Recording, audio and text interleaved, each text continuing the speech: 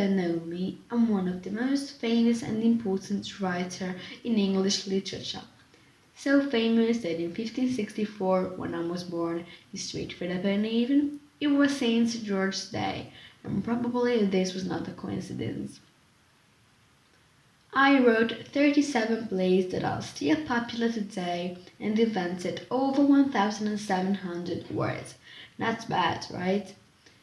My characters, such as Romeo and Juliet, Hamlet, and so many more, have a very realistic trait, meaning that they are imperfect and they make mistakes, just like normal people. All of my plays are about topics such as love, friendship, and vengeance, and they are still represented in the Globe Theatre, which is dedicated to me, obviously. So don't miss a visit there.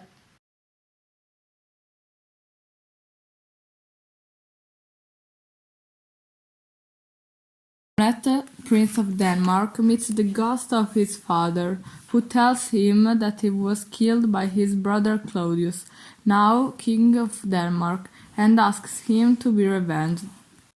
At the news, Hamlet is shocked. Claudius, wishing to cheer him up, invites his fiancée Ophelia, but Hamlet rejects her. Hamlet, to check whether the king was guilty, organizes a recital acting the scene of the murder to observe Claudius' reaction. The king is shaken by the representation. While Hamlet talks to his mother Gertrude, now Claudius' wife, about the event, mistakes advisor Polonius for the king and kills him. Claudius, fearing Hamlet, sends him to England. Hamlet, feeling bad for not having revenged his father, comes back to Denmark. Ophelia, after the news about his father Polonius' death and shocked by the breakup with Hamlet, kills herself. Laertes, Ophelia's brother, challenges Hamlet for having killed his father and caused Ophelia's suicide. Laertes agrees with Claudius to poison his sword and Hamlet's drink. During the duel, Gertrude drinks from Hamlet's cup and dies.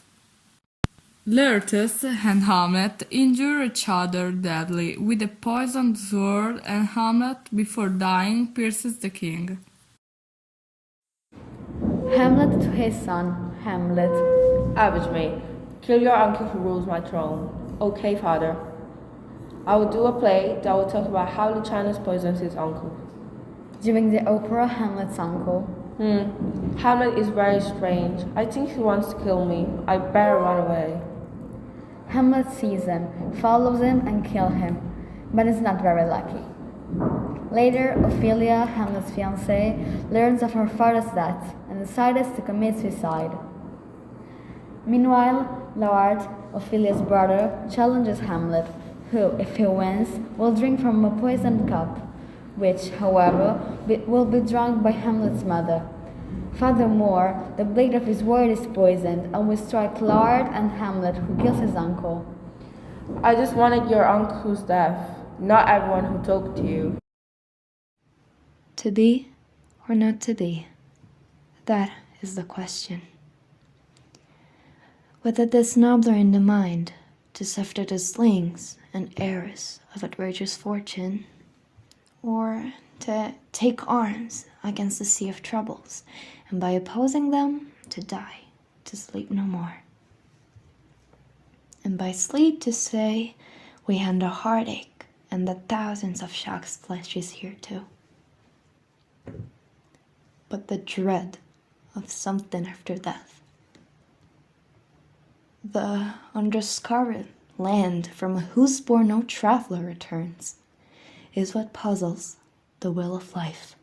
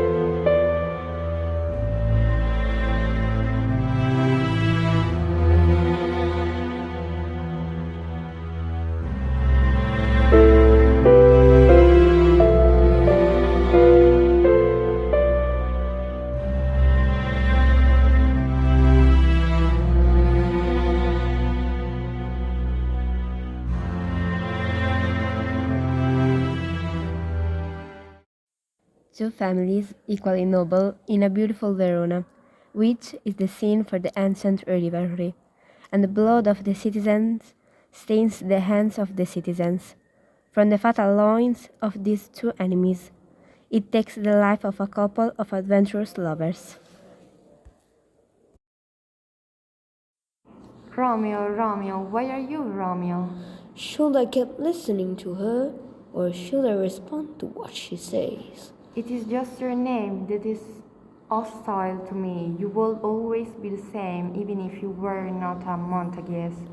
I will trust you. From now on, I will no longer be Romeo. Who are you so hidden by the night? I can tell you who I am by using a name. But now, my dear, I have to go. Oh, my love, my wife! Death that has sucked the honey of thy breath had no power yet upon thy beauty. Eyes took your last, arms took your last embrace, and lips, oh you, the doors of breath, seal with a rapturous kiss. A dateless bargain to engrossing death. Here's to my love.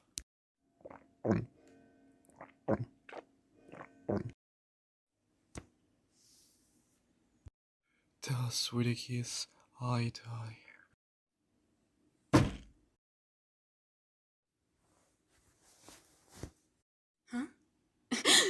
Romeo! No! Oh, happy dagger.